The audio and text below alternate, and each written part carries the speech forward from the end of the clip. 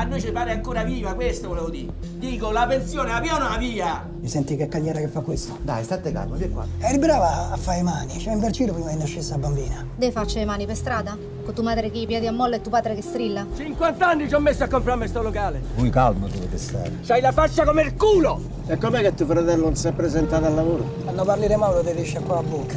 Guarda come campo. Io non ce la faccio più, Romolo. Deve cambiare qualcosa, voglio svoltare. Nel piscio. Sì. Te. Secondo te, come faccio? Poi uno combatte, male, lasciami!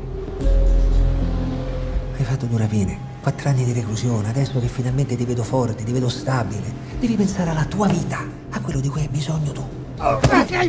Pezzo di me! Mi preoccupa Mauro. Mi serve il lavoro qualcosa per capare. È andato tutto bene. Almeno mo c'è meno pensieri, no? E proprio mo che i pensieri ti vengono.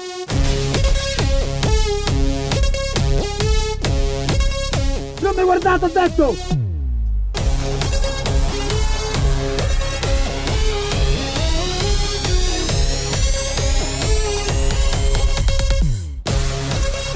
Ma perché sei stato te? Che cazzo dici? Che cazzo stai a dire?